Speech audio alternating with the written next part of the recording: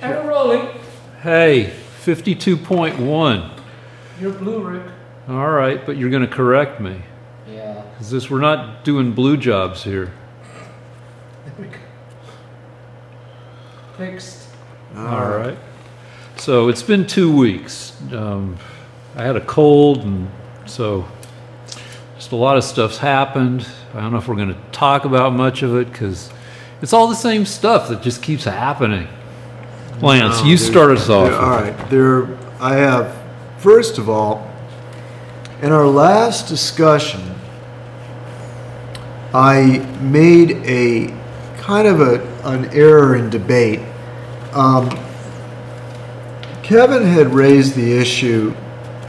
I was trying to maintain that people that are transgender are mentally ill and that they need psychiatrists, not operations on their genitals.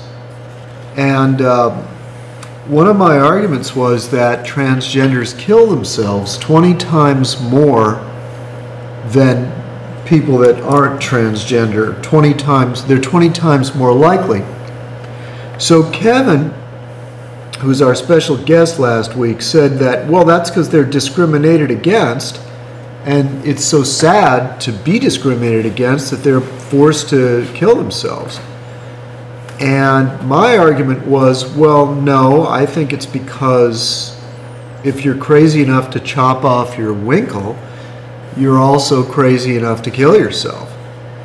Now, I looked it up, and it turns out that transgenders are possibly 40% more likely to kill themselves, even if nobody knows that they're transgender. So they're not being discriminated against. Now, wait, no, you always interrupt me when I'm right at making all right, okay, all right, but it's like clockwork. All right, just coincidentally, I was thinking about the same topic. No, wait a minute. But Would go you ahead. Let me go finish ahead. the point? Yeah. Jesus. Go ahead. Okay. Now, they did the study on people where everyone knew they were transgender, and they did it on people that were so effective that no one could tell, or they did not believe that people could tell. And it turns out that they are 45%, possibly 45% of them kill themselves when people know that they're transgender, and 40% kill themselves when people don't know that they're transgender. So basically, whether people know they're transgender or not, we're up to 40% likelihood of them killing themselves. Are you saying which is 20? Yeah. You're saying that 2/5, possibly 2/5 of all transgender people wind up killing themselves. Well, yes, that's terrible. And they are 20 times more likely than people that are not transgender, and that's why the pioneer of transgender surgery, Johns Hopkins, has stopped performing the operation. And the reason is, ultimately, people think it's because I'm an evil person that I say these things. No. Johns Hopkins has determined that it's better for the transgender person to seek psychiatric help and try to get over their problems than to chop their genitals off and turn them into a different gender. So Johns Hopkins feels it's better for the transgender just not to do it, which is so the argument is that am I compassionate in saying that it'd be better for them to see a psychiatrist? Yes, ultimately it's better for even the transgender not to be a transgender. That's all I have to say. Go ahead, you can interrupt me now. All right, so you are generalizing across all transgender people. No, well, it turns out what they did was they did the study based on black people and white people. And it turns out that people that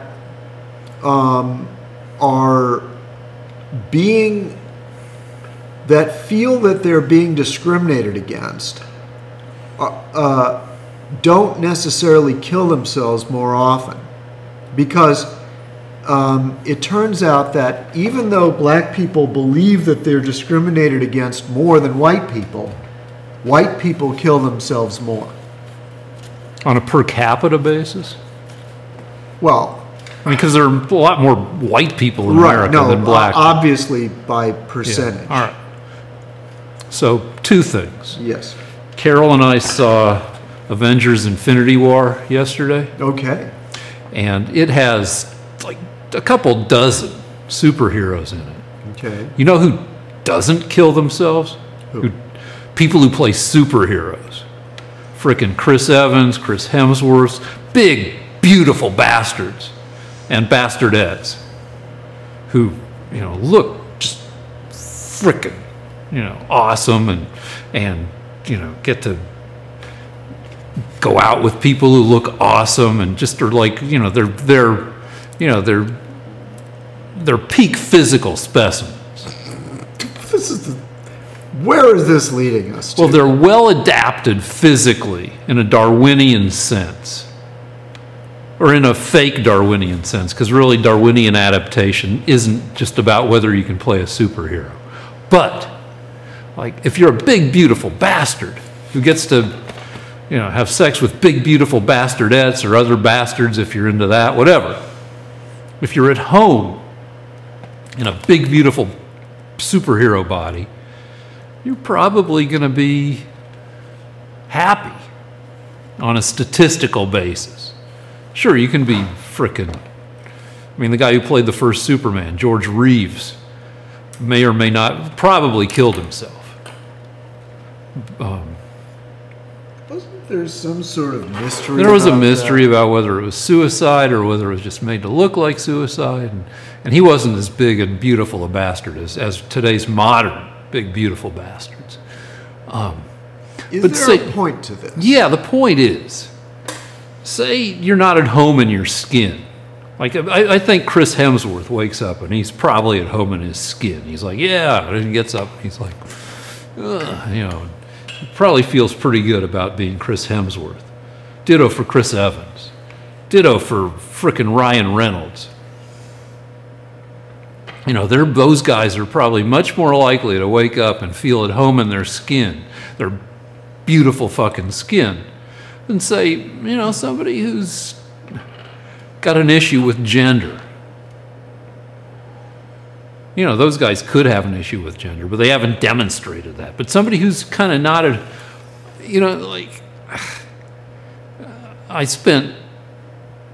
I'm an old guy now. But there were lots of times when I woke up and I was not at home in my body. Not that I had a gender issue. My issue was, look at my stupid fucking teenage body. It's shitty. And then later, look at my stupid, 20-year-old, in my 20s and 30s, my stupid varicose veins. And now that I'm in my 50s, I don't see it, but every time I take a shit, my asshole falls out of my body and I have to push it back in. Rick, what are you getting at? I'm saying that's sad making. And so, there are physical reasons for not being at home in your body, not being satisfied with the way you look. But there are also reasons like gender issues. Like if you feel like you might be a woman in a man's body or vice versa, or however you characterize it, or if you're gender fluid or shit like that, and it's going to lead to maybe not being as happy as fucking Chris Hemsworth. And you like to argue that, that it's pure insanity and that if you could make frickin' those, transgender people like psychologically healthy, then you know, everything's going to be cool. But, like, I'm never going to be Chris Hemsworth. I'm never going to go out with Scarlett Johansson or Miley Cyrus. You know, I'm never going to be 6'2". And, you know, I'm kind of reconciled to that, but I don't have serious gender issues. But somebody with serious gender issues has a thing going on with them that has a tendency to be sad-making, whether or not they want to chop, you know, mess with their genitals or not. So you agree with me? Well, I'm saying that, like, you're talking about these suicide statistics. Yes. And where that somebody's roughly as likely to kill him or herself whether or not they have surgery. Correct. But I think the larger point is that people who have serious gender issues have this issue to wrestle with, and that is sad-making. And I don't know that you can generalize to argue against the surgery. I think you can generalize to say that on average, somebody who's got serious gender issues might be less happy than frickin' Chris Hemsworth. Well, I think that one of the keys to the whole study, though, I believe, and I think we went over this, and I'm willing to go over it again with people, relax your hand, is that they're actually more likely to kill themselves. But you said only slightly, 45% versus 40%. No. You weren't listening. They're more likely to kill themselves, I believe, if they've had the surgery than if they don't.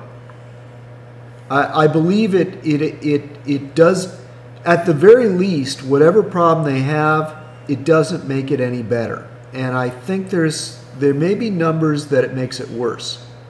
Because what happens is they have the surgery, and for about a year, when they follow up, they find that they're really, really happy because they've got this new gender and they're excited and they want to check it out. But after about 5 or 6 years, they realize they're still the same old miserable person that they were before, and it didn't really help. And that's when they get suicidal. Well, I mean, that's... So, as usual, what we're doing is we're taking people that really need psychiatric help, and the Democrats, instead of just saying, you know what, you need to get over this, you need to have a psychiatrist help you get over this, the Democrats are encouraging them to do this operation, which actually doesn't help and makes them worse. Well, hold on. Now, we can argue about whether the surgery helps or not, and you say it doesn't. I don't have as big a problem with that as you saying they need to get over it.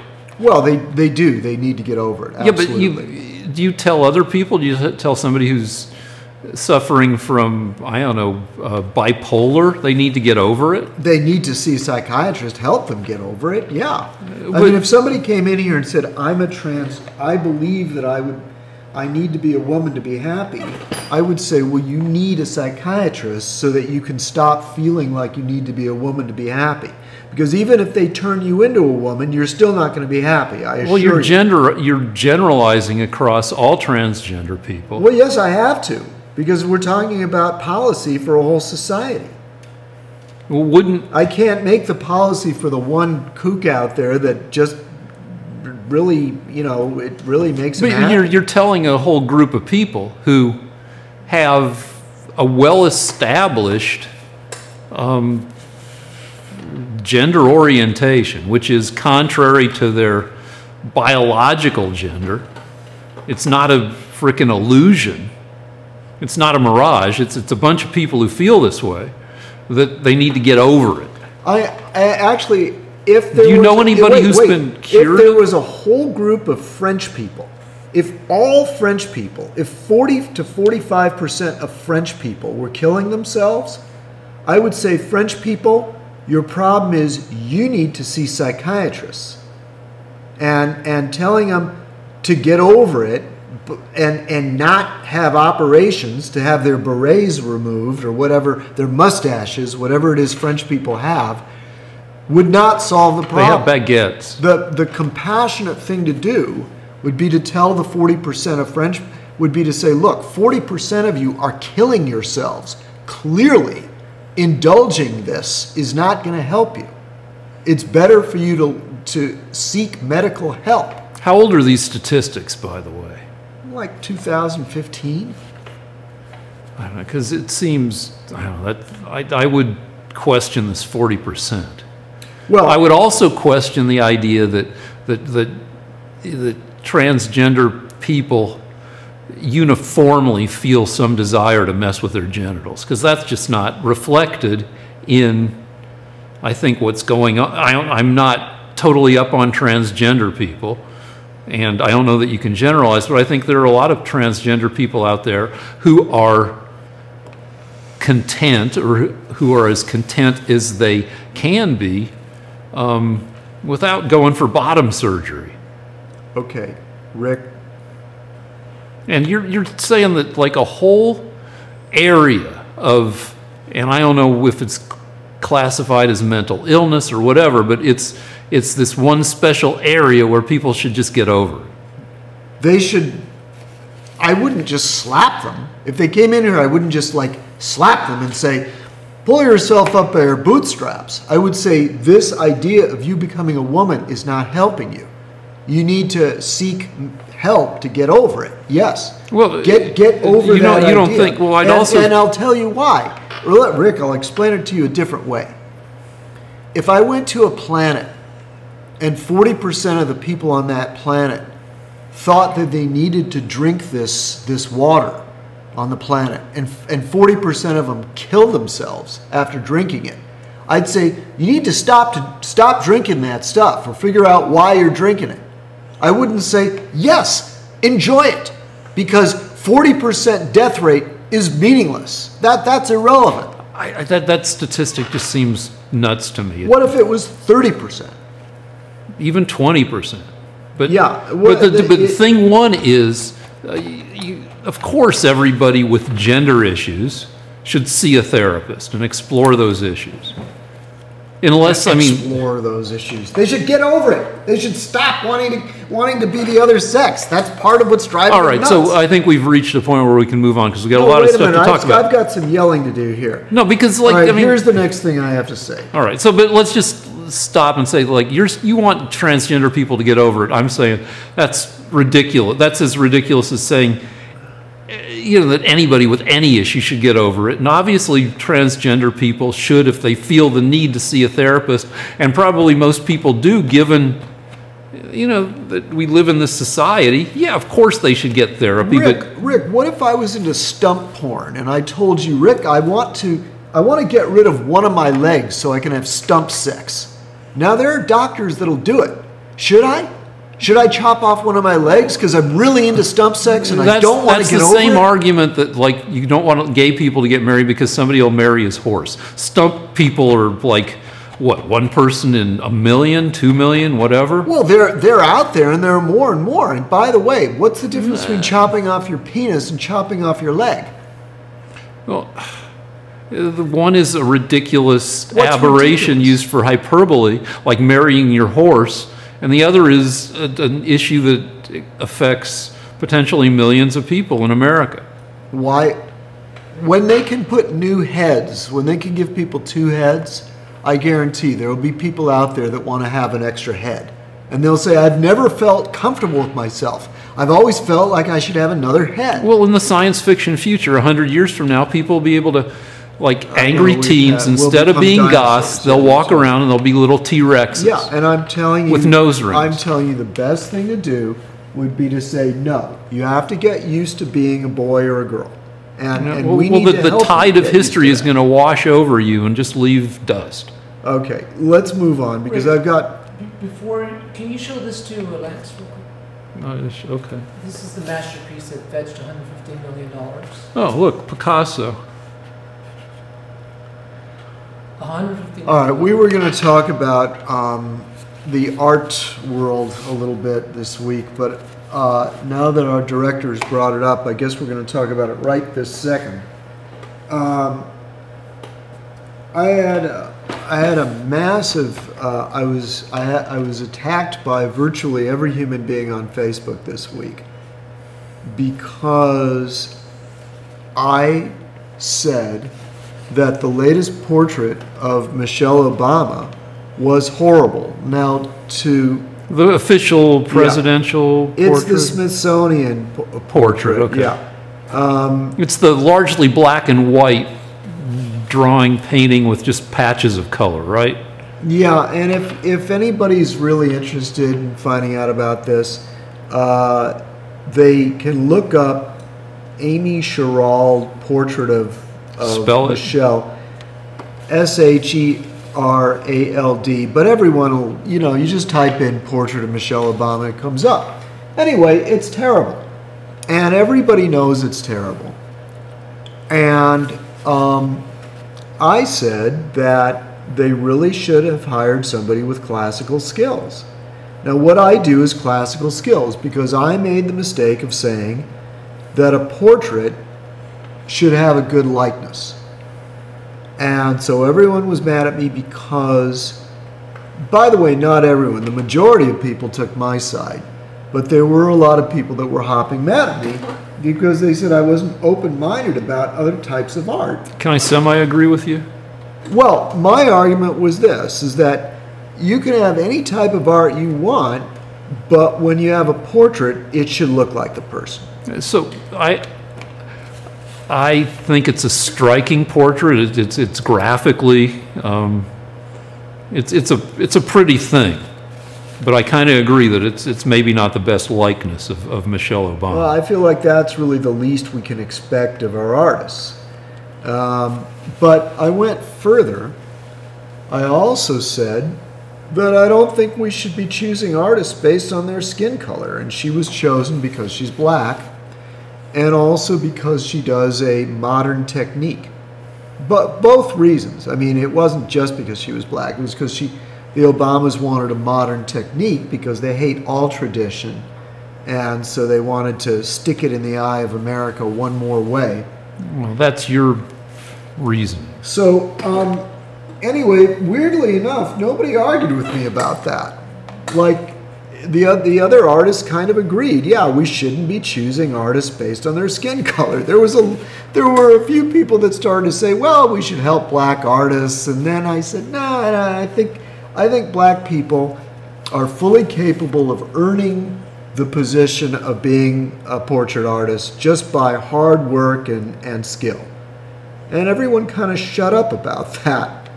But then this other idiot who was really rude to me said,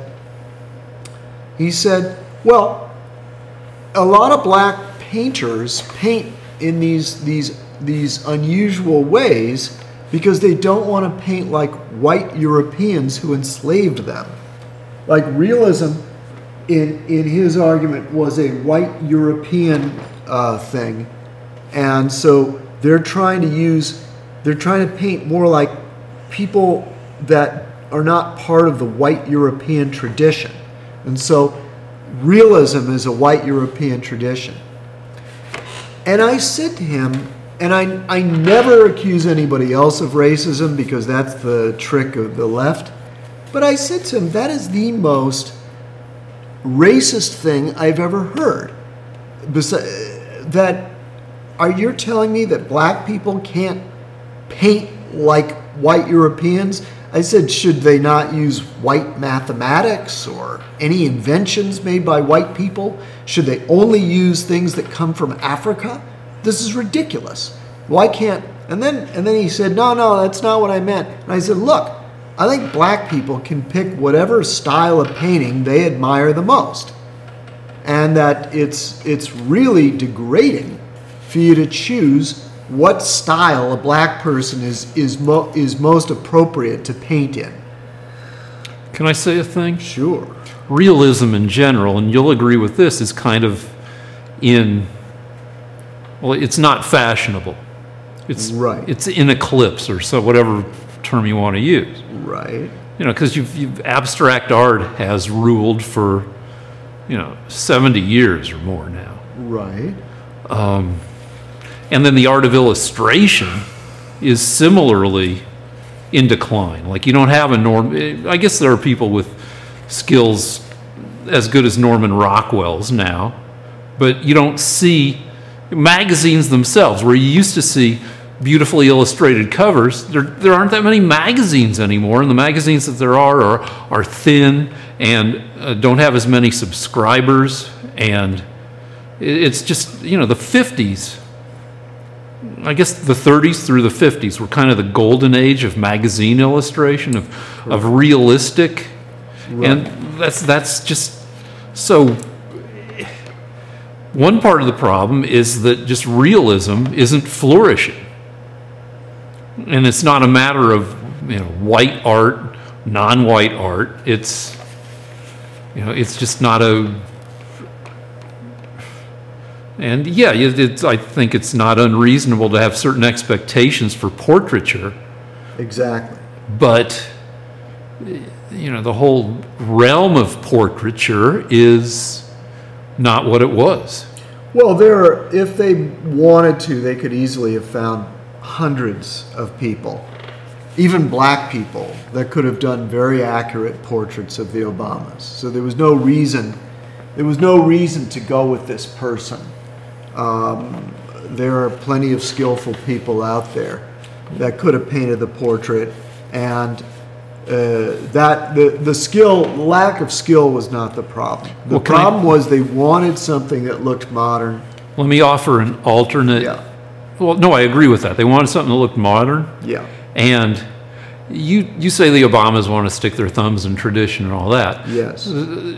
Maybe, but on the other hand, they may not be trained in like art appreciation.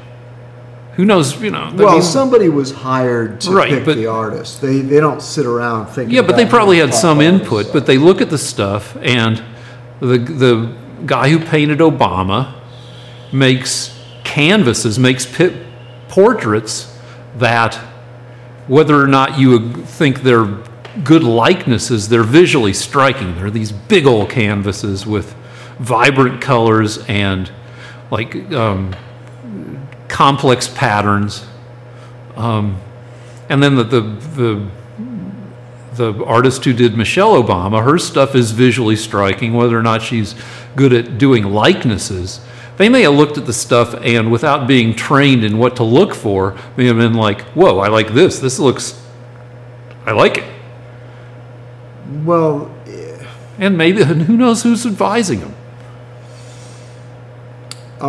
It doesn't have to be trying to subvert the world of everything. It could have been they picked stuff because they thought it was pretty or visually impressive.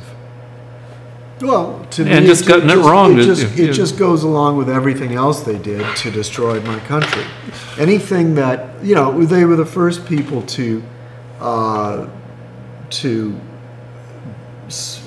celebrate Ramadan in the White House, which was a poke in the eye to the Judeo-Christian tradition of my country.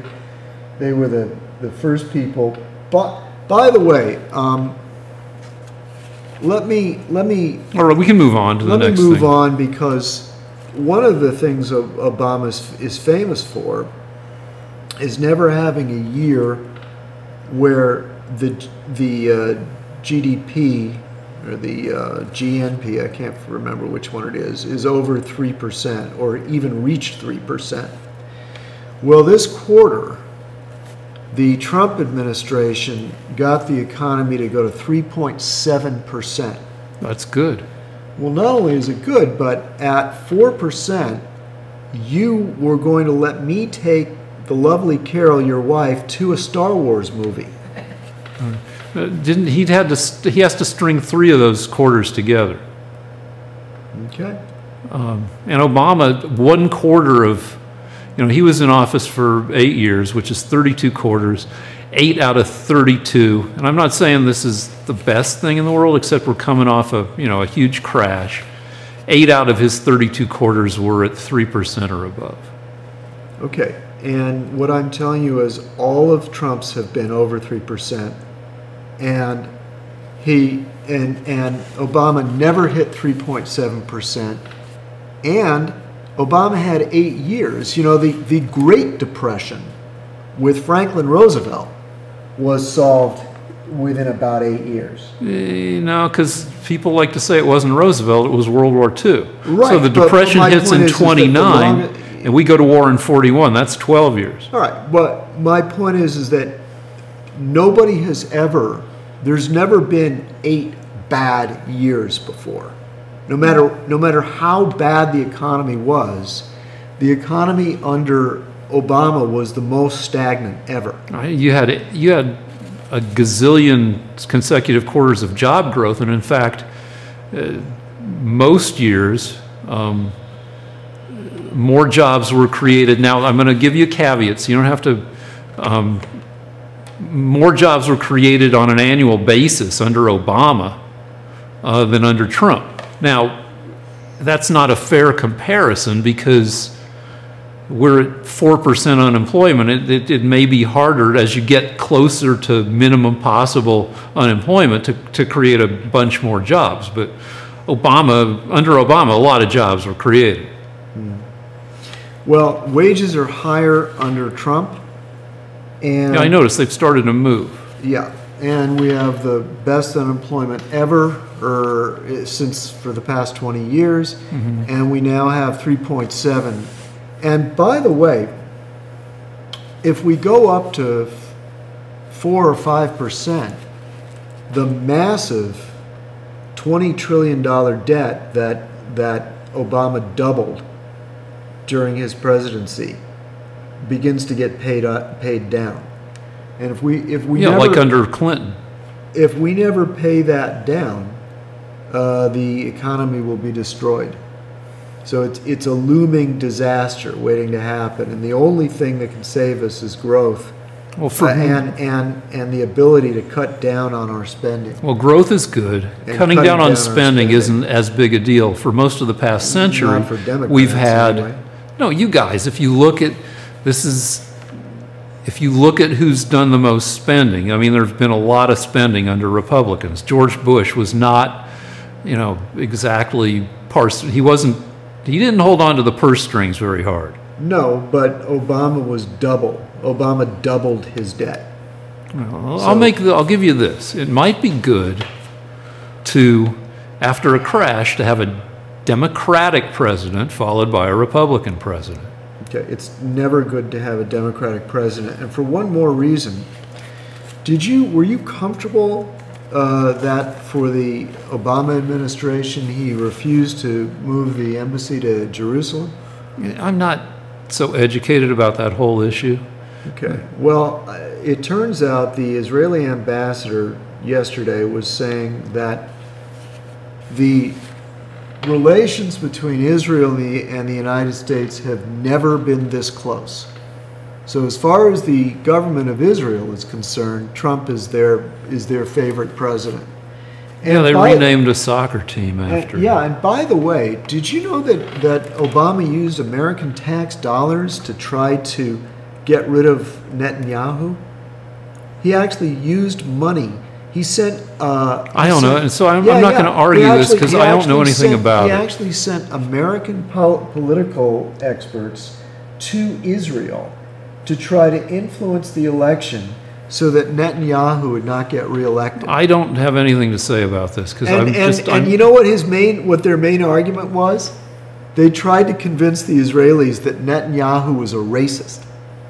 Like typical Democrats, that was what Obama thought of. Let's move call on. him a racist. I pass on this topic. Let's move on to the next thing. Well, the next thing is related, and it is that for a long time now I've been saying that even though I'm a painter that works in a freezing warehouse in Torrance, I knew in the middle of the ghetto, I knew that the Iranians were not going to keep their part of the bargain in this wonderful deal that you Democrats set up.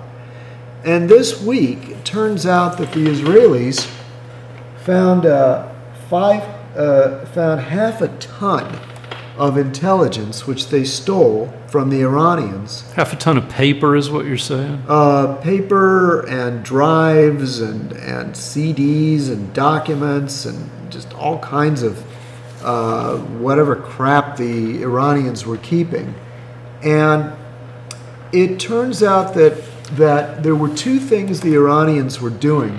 One, according to whom? According to the Israelis and our own intelligence now. But who's saying this? Where are you reading your reports? Well, Netanyahu made a... Yeah, but Netanyahu leans. Oh, so you don't trust Netanyahu? You'd rather you trust the mullahs? All I'm asking you're on the side of the mullahs. No, you can be. You don't have to be. So you're not a big fan of Netanyahu. I don't see. I just said I don't know a lot about, but I know that Netanyahu does not represent the opinions of every single Israeli. Well, okay, Rick. He had a press conference. Okay, so that's what I'm asking. Where did this come from? At the press conference, he revealed boxes and boxes and crates of Iranian intelligence. What? Okay, all right. So and our intelligence and Secretary of State and Defense have corroborated it and said this is legit. Okay, so saying what? Two saying things you said. One, that the Iranians never abandoned their attempt to get a nuclear weapon. And two, they lied about it. And three, they had carefully stored everything in such a way that they could reuse it whenever they felt like it. So what they did was, in order to have the deal be legit, the part of the deal with the Obama administration was that the Iranians, if they had a nuclear program, were supposed to admit that they had one. So they lied about that. They said, no, we never had one. And I, living in and working in the ghetto, without benefit of being part of the CIA, knew that they had one. So I knew more than the Obama administration knew. And I've been telling people like yourself, they're building a bomb. It turns out, guess what? They were building a bomb. Yeah, all right, so. All right. And that was number one. And number two, they hid all their findings, all their equipment and their intellectual work on it in warehouses hidden around Iran. So hold on. Yes. So I live in Studio City. Okay. And I'm not shocked by any of this stuff. No, but apparently Obama didn't know. Yeah, I find that unlikely, but I mean... So he got us into an agreement with a country that was building a bomb. Well, I would think that at the very least, it's not like it made it harder for them to work on a bomb. No, it actually, what the goal was, what I told you a year ago, was that the goal of the Iranians was to sign the agreement so that they could get their centrifuges to develop the uranium they needed, and so they could build up their ballistic missile systems. And then when the agreement was over, they have all this intellectual information on how the experiments worked out, how to actually create the device, where to put it. They'd done all the intellectual work. All they had to do once the agreement was over was break that stuff out, slap the bomb together, and they already had the missiles and the infrastructure all around the country. That's what they've been developing now. And I knew they were going to do that, but and Obama didn't, apparently. Apparently, but no, I mean, of course you're not the CIA. Then why did he make the deal, Rick? Probably because a less than optimal deal is better than no deal. Well, actually, it isn't, because it protected Iran. Part of the deal was that if a third party, i.e. Israel, attacked them, we were supposed to help Iran fight them back. That was part of the deal. We were supposed to fight a third party. We were supposed to help the Iranians with intelligence and information, satellites, things that we had to protect the Iranians from the third party. And in fact, when it turned out that the Israelis had an air base in Azerbaijan to the east of the Iranians, Obama revealed that information to them. And that airbase was meant to be the launch point for the attack, if it became necessary. And Obama revealed that the Israelis had Stuxnet in their program to try to set back. Yeah, their we've bomb talked about development. that a bunch. So why don't these things bother you? Are you more a Democrat or more, you don't? In other words, if it's choice between being a good Obama supporter and letting Israel be destroyed, or protecting Israel and disagreeing with Obama, you kind of on this stuff. You consistently misrepresent my stance, which is I've always thought, living in Studio City, a hotbed of political awareness, that there's always been a chance that we or Israel would have to bomb Iran. But then why is it that you can't separate this in your mind? How could you possibly vote for and support a man who tried to negotiate a deal that ensures that Israel would get bombed?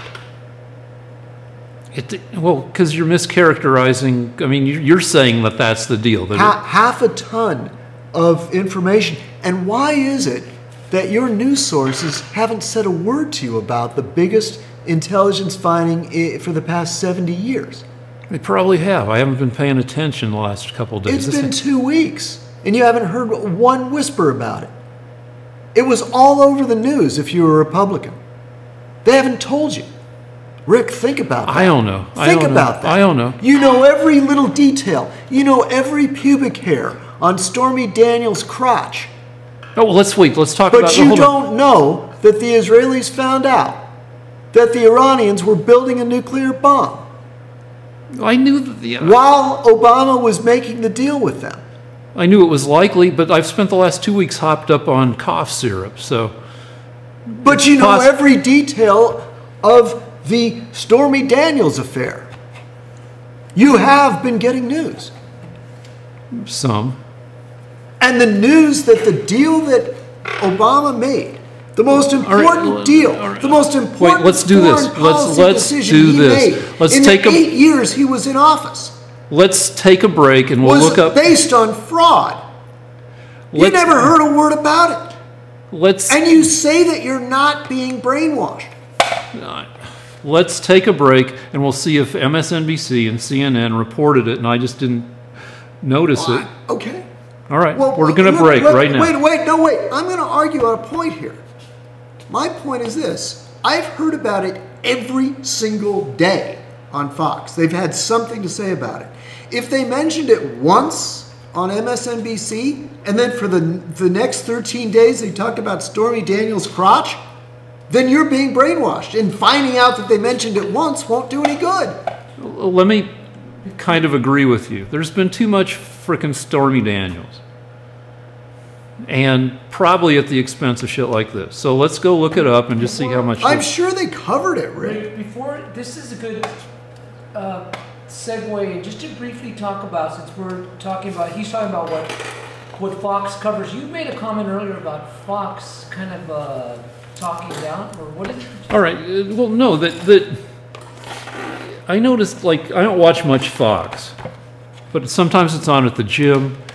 Last night, it was on in a restaurant where we were having dinner, a diner, and you know, I've noticed two things. One is that, given the political divisions in our country, each you know, liberals distrust conservatives and vice versa, but that most Trump voters, if you meet them one-on-one, and not at some frickin' rally where everybody's yelling, are nice people.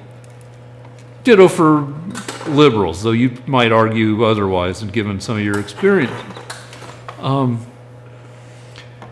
Thing one. Thing two is that that liberal media is not as powerful as Fox in presenting its message. And I'm wondering, like, not everybody has the patience or obsessiveness to pay as much attention to the news as we do. And even we are, not perfectly informed. And Fox is good if you want, Fox presents powerful messaging without having to concentrate as hard on the news. And I'm wondering what would happen if there were a liberal news provider that just, more or less perfectly copied Fox strategy and tactics. I was listening to the BBC and to NPR this week. Yeah. And they're just subtler. Yeah, but subtle. They tell you these little stories, and in the end, you have to vote for Obama or you're a bad person. Well, Obama's not president, hasn't been president in a year and a half. You know that you didn't need to say that, Rick. Yeah, but you keep bringing him up. Well, what are my alternatives? What am I supposed to say? They're supposed Talk to about the shit that's going on right now. No, but what I'm saying is, like, for example, this week, they did an article on the BBC, which is they're completely liberal, and they spent 20 minutes with this poor Iranian woman saying that, now that they've pulled out of this Iranian deal, it's going to be very hard to find food for my children because there will be it'll be harder. Actually, she talked about toothpaste. If you look it up, May the 13th, she was talking about, I will not be able to get toothpaste in Iran because Trump has pulled out of this deal. And I love America. I never want to hurt America. Why do they want to hurt me and my children who need toothpaste? And then the BBC, right after that, did another clip, another segment about how Israel is mean to black Jews. Oh yes, even though they saved thousands of black Jews in Ethiopia and brought them to Israel out of sheer love of these Ethiopian Jews, now they're discriminating against these black Jews. Yeah, Why? Yeah. Why is Israel so cruel to these black Jews? Are they racist? All right, so you're hearing it. You're hearing everything. Yeah, but you're kind of making hearing, my point but for me. It's subtler. Yeah, but it's subtle. Because they're trying to brainwash you. You don't know that you're being brainwashed. If you knew that, I'm here to explain to you what's happening to you. Yep. And the subjects that they don't want you to know about, like, gee, turns out the Iranians were developing a nuclear bomb. Yeah, but I've been agreeing with you about that for a frickin' year, more than a year. But that's not what the Obama administration has maintained. They signed that deal in full trust of the Iranians. Not in full trust. They've had 12 nuclear inspectors on the ground every day in Iran since the agreement was signed. But they didn't find these materials that the Israelis found. And the Israelis said that these materials are in many locations in Iran. And that if you'd really been looking for them hard, you would have found them. All right, we're going to take a break in a second. Do you feel that Rachel Maddow is her show is more intellectual than, let's say, Sean Hannity? Look, if you want to flatter yourself that you're smart, you can watch Rachel Maddow make a complex, fact-packed, 20-minute argument. But there aren't that many people relative to Fox News in America listening to the BBC. Fox News regularly wins ratings wars, though MSNBC occasionally wins. I think it's been winning lately. But Fox has powerful messages, entertainingly presented, colorfully presented, and Democrats for decades have been criticized for shitty messaging, not being able to get their point across effectively. Well, you managed to get a deal with Iran that allows them to develop a nuclear bomb. That's not getting a point across, though 63% of Americans, if you trust polls, wanted to keep the deal. But anyway, let's break. Well, there you go. Something must have happened because because you were able to convince Americans that it was no big deal that Iran was developing a nuclear bomb. And in fact, Obama believed them. He signed the deal. The deal said that they were supposed to admit if they had a program, and they just said, no, we don't. We don't. All right, let's go look up. And he maintained that they didn't. His CIA said, no, we don't have any evidence of that. Let's go look up some shit. We're breaking. Well, now, wait a minute. Before we look it up, I'm sure there will be an MSNBC report saying that this happened. Yeah, let's just but see that how... doesn't prove anything. The fact that I heard about it every day for 14 days and you didn't hear about it once, that's what I'm talking about. Well, they probably devoted 30 seconds to it. Well, that's also what I'm talking about, where you're getting hit How with... are you going to find out how long they I don't know. We'll spent see on what pops up. But you're getting hit with powerful messages that support your point of view. But they're important messages. So Our greatest enemy is developing a nuclear bomb and Obama doesn't admit it? Well, then I'm saying that... And he makes a deal with them so they can keep developing it? Well, let's go look stuff up, then we can keep having this argument. Are you saying, Rick, real quick, for Lance, I think what Rick is saying that the messages are simpler. That people... They're more powerful and direct, and they're more entertainingly and colorfully presented on Fox. Are they simpler? A simpler message? I don't know if there's... Not necessarily. I mean, I think Well, if why you don't watch... you look up this. I want you to look this up. See if you can find this out. How much time do they devote to Stormy Daniels, and how much time do they devote to the fact that the Israelis found that the Iranians had continued to develop a nuclear bomb I have a with which to kill us? Yeah, all right, so let's go look stuff up. But wait, is there a statistic on that? Maybe, or maybe we can just get a rough idea. It's probably going to bear out what you're All right, saying. well, fine, try it. Knock yourself out. But it's also what I'm saying is that the frickin' liberal news sources need to be better at forcefully presenting. No, they're fantastic talking about No, Stormy they're not. Daniels' cunt. They just don't want to talk about No. things that disagree with Obama. No, the liberals, I mean, each side... You know every detail of her crotch. You know every film she made. You know who her co-stars were. You know how much money she got. But you don't know. No, I don't know any of that. Actually, I know some because I made jokes based on... No, but my because I point looked is it they're up. excellent at telling you what they want you to hear. Well, yeah, but they're preaching to the converted. So's your side, but your side is better at preaching to the But converted it's than more our side. important.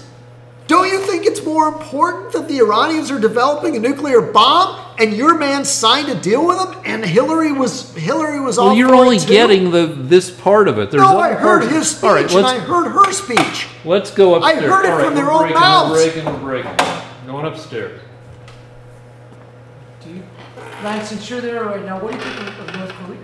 The deal, I mean, you Come think on, that's going on you're not bringing up a whole new... No, that's another topic. We're breaking. We're breaking. Go ahead, break.